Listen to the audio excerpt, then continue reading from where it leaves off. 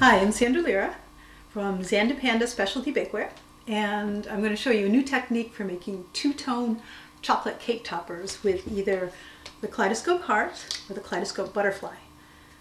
Very stunning, very, very easy. The reason I'm so excited is that I've come up with a new technique. Normally you can do anything in these molds by either painting, pressing, or pouring. You would pour in cake batter, fudge, soap, or you would paint in chocolate or summer coating, or you would press in cookie dough, marzipan, fondant, edible clay, polymer clay, salt dough clay, play clay, any kind of clay.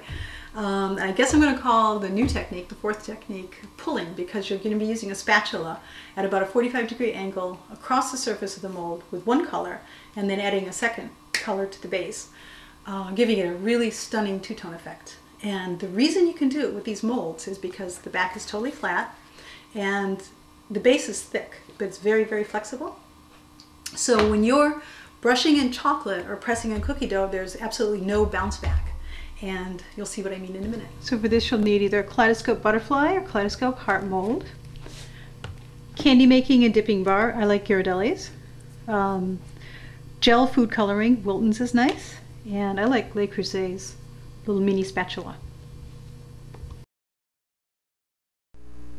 For the first layer, melt a small amount of chocolate in the microwave at half power for about a minute.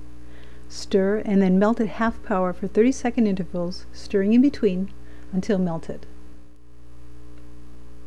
Be sure to use gel food coloring when coloring your chocolate. So you're basically pressing it in. And it doesn't matter how messy it looks now, because when you take, after you've pressed it in, you just scrape it.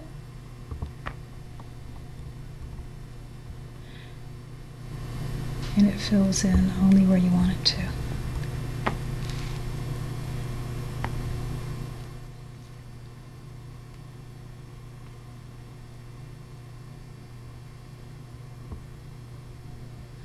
And when it starts to do this, it's hardening a little bit. You can pop it into the microwave and remelt it until you get as much off as you want. And if you're not even careful about it, what happens is you get a marbled effect, which is actually really pretty. See, that's a little hard. You want to soften it up again.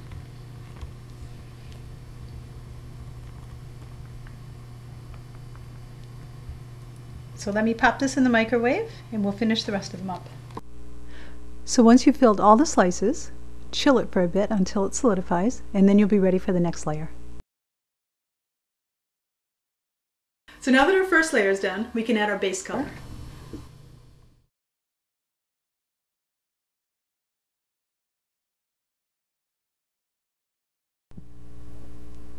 Spread from the center outwards and spread just the top layer of the chocolate using very light pressure on the spatula.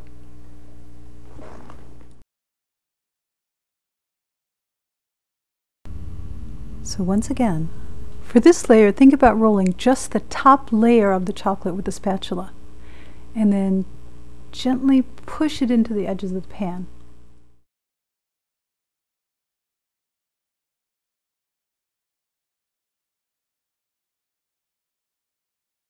Try not to make contact with the first layer with your spatula. Just sort of roll the surface.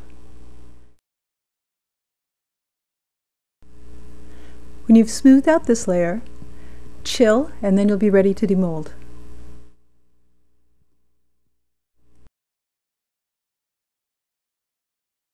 To demold, place a plate on top,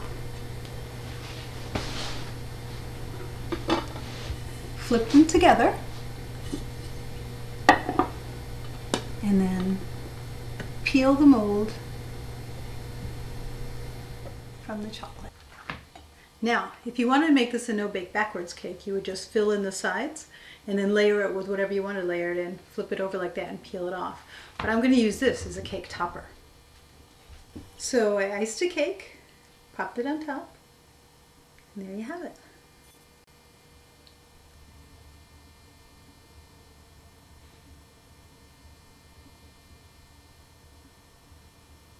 So that's how easy it is.